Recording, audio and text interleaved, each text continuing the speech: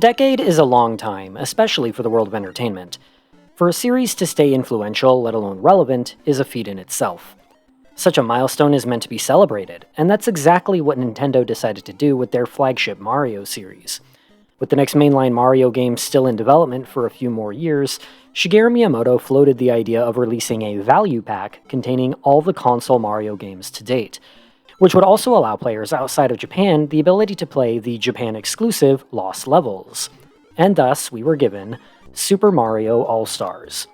According to Satoru Iwata, it was a single-game cartridge packed full of 10 years of Nintendo's rich history. It's worth noting how rare a practice this is for Nintendo. They don't really do dedicated compilation releases of old games. Oh, they'll re-release individual games over and over until the cows come home, and you can bet they'll charge full price each time too, but it's not at all common for them to package multiple titles together in a value pack like this.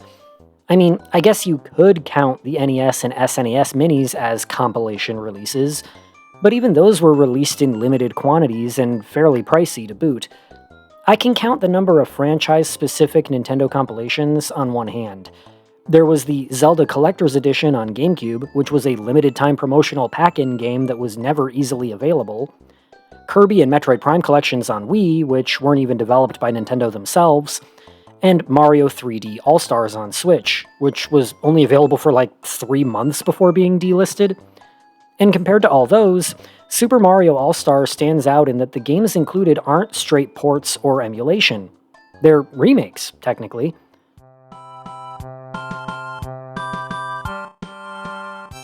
As opposed to simply porting the games from the NES to the SNES, all 4 were recreated from the ground up to fully utilize the SNES hardware.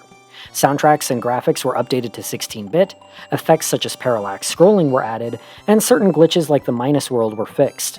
But these are all minor compared to the addition of a save system for all 4 games, saving at the start of whatever world you're on, or whatever specific level you're on in the case of Lost Levels. They knew we'd need that.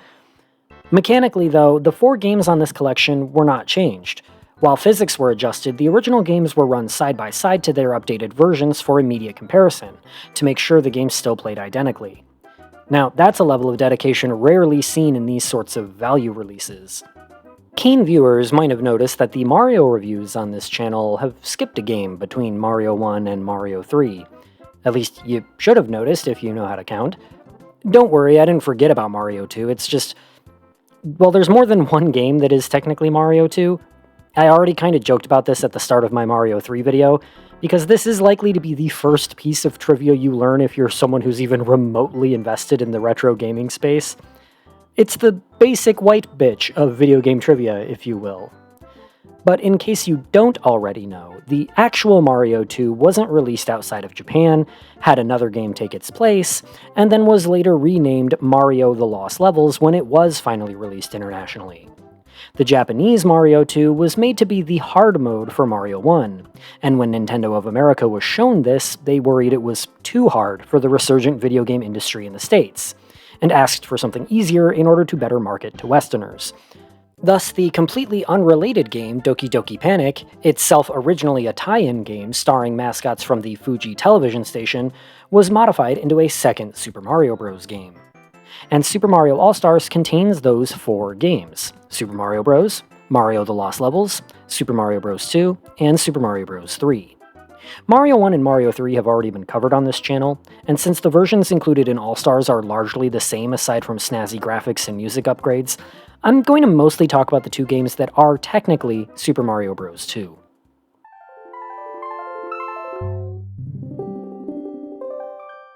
Originally released in 1986, Lost Levels is known for its difficulty. That's the whole reason it didn't leave Japan until this collection. Set in a parallel world to Mario 1, the games have the same basic structure, gameplay, and even assets in music, but Lost Levels contains 52 levels as opposed to the 32 of its predecessor. This game was also the first to truly differentiate Luigi from Mario, giving him his signature slippery traction and higher jump. Bouncing off of enemies for extra height was also introduced here, often even necessary for some of the more sadistic stretches. World 9 of Lost Levels is only accessible by completing all 32 levels, that means no warp zones, And while the NES release only gave the player one life to beat the entirety of World 9, All-Stars allows you to retain the lives you already had. Worlds A through D would also be unlocked upon completing the game 8 times, though this was thankfully changed to only once for the All-Stars release. So these levels can be played immediately after completing World 8 or 9. Lost Levels also introduced a lot of sadistic new gimmicks, such as poison mushrooms that resemble power-ups but instead function just like being hit by an enemy. Strong winds can also be present in certain levels, pushing the player forward by a large amount and making jumps difficult to predict. There are even some warp zones that only allow you to warp backwards. All in all, the All-Stars version of Lost Levels was made easier, and the original NES version didn't see an international release until 2007 on the Wii Virtual Console. Despite being treated as a sequel, Lost Levels really comes off as a ROM hack of Mario 1.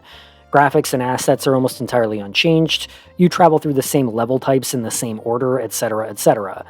And as such, there isn't a whole lot to say about it that wasn't already said about Mario 1. It's just a longer, harder, crueler version of that game, and I really can't in good conscience recommend it to casual players.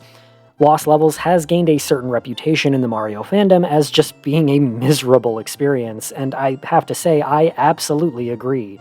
If there is one game on Earth where abusing the fuck out of save states is completely understandable, it's this one.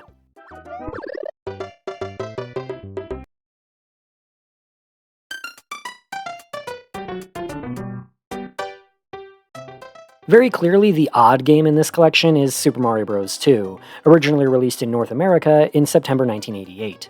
This version of it, as in not the original Doki Doki Panic it was based on, wouldn't see a Japanese release until 1992 under the title Super Mario USA.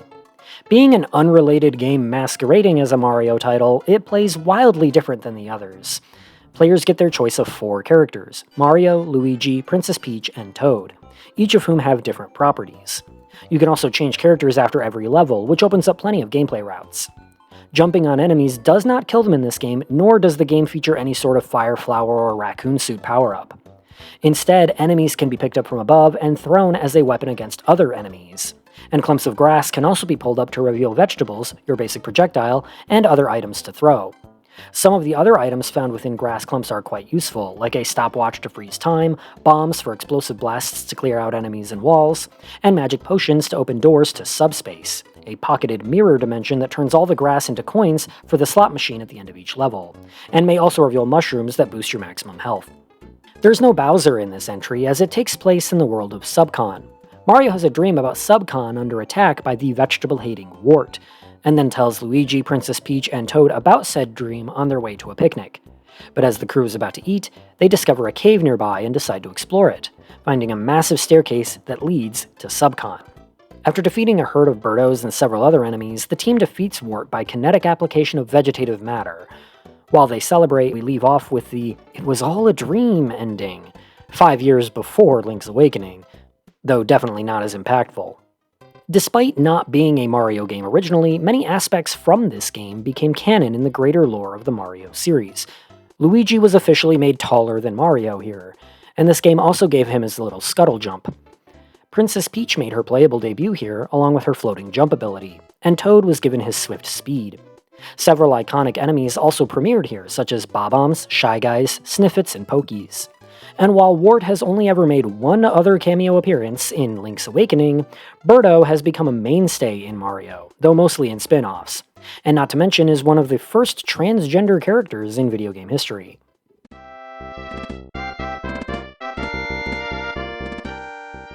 While Mario USA wasn't technically the real Mario 2, it ironically ended up being the one to make more long-lasting contributions. Lost Levels felt like something you'd find on GameHacking.net, whereas Mario USA actually took the gameplay in new directions and brought in characters, abilities, and lore that would stick throughout a myriad of other games. Unfortunately, you can tell it wasn't originally a Mario game. The level design lacks the sort of meticulous precision and intuitiveness expected of Miyamoto's team, but if you ask me, this is the real Mario 2. Seriously, fuck Lost Levels. Suffice it to say, the name sums things up quite well. This is an all-star collection. And it was only made better the following year, as 1994 saw the release of Super Mario All-Stars plus Super Mario World, which, as the title implies, also includes Super Mario World. And this became the pack-in title for the Super Nintendo for quite some time. World was mostly unchanged, save for Luigi's sprites being updated to make him more distinct and not just a palette swap. Of the scarce Nintendo compilation releases, Mario All-Stars was the one that feels like it had the most effort put into it. Completely rebuilding 4 classic games is no doubt a daunting task, and companies should look back to this collection, the care that went into it, and the standard it set, as opposed to some of the lackluster and frankly awful compilations we've gotten since. If you love platformers and yet somehow haven't played any of these games, this is the way to go, as I believe these truly are the definitive versions of them.